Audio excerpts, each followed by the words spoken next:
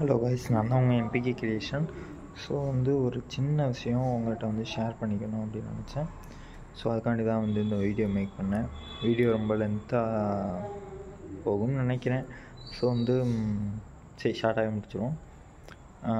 ரொம்ப நாளைக்கு முன்னாடி ஒரு கமெண்ட் வந்துருந்துச்சு, ஒரு பொண்ணுகிட்ட இருந்து ஒரு கமெண்ட் வந்துருந்துச்சு. என்ன கமெண்ட்னா, ப்ரோ நானும் என் லவ்வரும் கிட்டத்தட்ட ஒரு 4 இயர்ஸாக லவ் பண்ணுறோம்.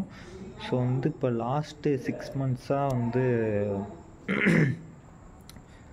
கொஞ்சம் எனக்காண்டி ஒரு நேரம் ஒதுக்க மாட்றாங்க. என்ன பண்ணுறேன் இது பண்ணுறேன் அப்படி கேட்க மாட்றாங்க, இக்னோர் பண்ணுற மாதிரி இருக்குது அப்படின்னு சொல்லி பேசுகிறதில்ல, சரியாக பேசுகிறதில்ல, இதன்றதில்ல, என்னை பற்றி யோசிக்கிறதில்ல, எந்த மாதிரியும் என்னை பற்றி திங்க் பண்ணுறது கூட இல்லை. நான் என்ன பண்ணுவேன் இது பண்ணுவேன் ஃபோன் பண்ணி எதுவுமே கேட்குறதில்ல ப்ரோ. முன்னாடி இருந்த அன்பு லவ் இப்போ இல்லை அப்படின்னு தோணுது எனக்கு. ஆனால் இது இப்போ ரீசெண்டாக என்கிட்ட இன்னொரு பர்சன்ட்ட கிடைக்கிது. ஸோ ஒரு இன்டெரக்டாக ஒரு பையன்கிட்ட இருந்து அந்த அன்பு பூரா எனக்கு கிடைக்கிது. அதே லவ்வு, அதே பாசம், இதெல்லாம் அவன்கிட்ட என்ன கிடைச்சோ அதே மாதிரி எனக்கு அவங்ககிட்டையும் கிடைக்கிது. ஸோ நான் இந்த லவ்வை அக்செப்ட்டு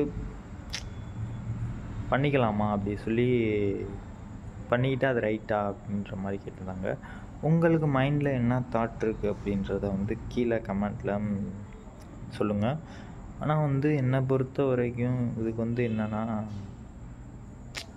என்னை பொறுத்த வரைக்கும் என்ன ஒரு ஆன்சர் கேள்வி இப்படின்னுதுன்னா, ஸோ 4 இயர்ஸாக லவ் பண்ணுறீங்க, கடைசியாக அந்த 6 மாதமாக தான்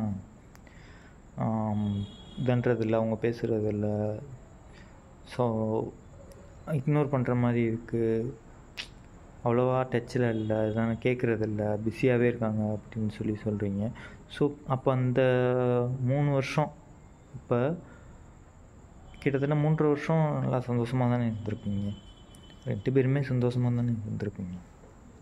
நீங்களாம் அவங்களும் 2 பேருமே என்ன சண்டை தன்னாலும் இந்த 6 மந்த்ஸாக தான் இந்த மாதிரி தோணுது அப்படின்னா, இதுக்கு முன்னாடியிலேருந்து அந்த சந்தோஷம், ஹாப்பி நம்ம இருந்திருக்கும். ஸோ உங்கள் பாயிண்ட் ஆஃப் வியூவில் நிறைய பேர் பாயிண்ட் ஆஃப் வியூவில் ஸோ அவங்ககிட்ட கிடைக்காத அன்பு உங்கள்கிட்ட கிடைக்கிது, அதனால உங்களை ஓகே சொல்லலாம் அப்படின்னு சொல்லுவீங்க. எனக்கு என்ன ஒரு கேள்வினா, ஸோ அடுத்து வராங்கள்ல அவங்க அதே மாதிரி எப்போவுமே இப்போ உங்கள்கிட்ட காட்டுற பாசத்தோடு இருப்பாங்களா? ஸோ இதுவும் அதே 4 இயர்ஸ் அப்படின்ற மாதிரி முடிஞ்சுன்னா, அதே 4 இயர்ஸ் அந்த கான்செப்ட் அப்படின்ற மாதிரியே போயிடுச்சு. ஸோ ஒரு 2 பேர்த்துக்குள்ளே லவ் அப்படின்னு வந்துருச்சுன்னா பேசி சால்வ் பண்ண பாருங்கள். எதனால் அந்த 6 மந்த்ஸாக நீங்கள் எதனால், ஸோ என்ன தப்பு, உங்கள் பக்கத்தில் என்ன தப்பு, அவங்க பக்கத்தில் இருந்து என்ன தப்பு அப்படின்றத யோசிச்சிங்க. அதை விட்டு சூஸ் த பெஸ்ட் ஆன்சர் கிடையாதுங்க அது life. So choose the best answer கிடையாது. ஸோ அது சூஸ் பண்ணி இவங்கள சூஸ் பண்ணி அவங்கள சூஸ் பண்ணி அப்படின்னு. ஸோ இப்போ வரவங்களும் அதே மாதிரி இருந்தாங்கன்னா, இல்லை அவங்கள விட மோசமாக இருந்தாங்கன்னா, ஸோ அதனால தான் ஒரு புத்தகத்தை அதோட கவரை வச்சு ஒப்பிடாதீங்க அப்படின்னு சொல்லி இங்கிலீஷில் சொல்லுவானுங்க. அப்புறம் don't judge the book by its cover அப்படின்னு சொல்லுவாங்க. அது மாதிரி தான் வெறுப்பு காட்டுறாங்க, கோவப்படுறாங்க, உங்கள் மேலே எரிஞ்சு விழுகிறாங்க, திட்டிகிட்டே இருக்காங்க அப்படின்னாங்கன்னா, ஸோ அவங்களுக்கு நீங்கள் முக்கியம் அப்படின்றத ஏதோ ஒரு விதத்தில் உணர்த்த பார்க்குறாங்க. அது புரிஞ்சிக்காமல் இன்னொரு ஆப்ஷன் தேடிக்கிட்டு தண்ணிக்கிட்டு ஏன் அந்த லைஃப்பை வேஸ்ட் பண்ணுறது? இதுக்கு அந்த லைஃப் ஒரு வேறு கட்ட பாதையில் கொண்டு போனால் நல்லாயிருக்கும் அப்படின்னு நினைக்கிறீங்க. கண்டிப்பாக நல்லா இருக்காது.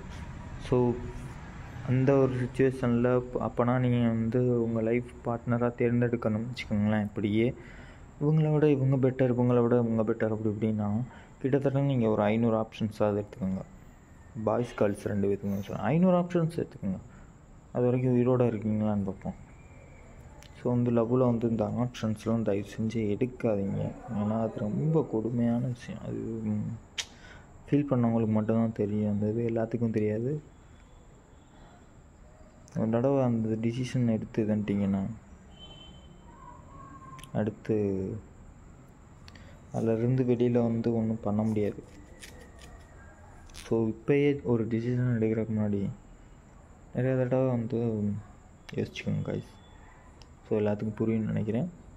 Next video. தேங்க்ஸ் ஃபார் வாட்சிங்.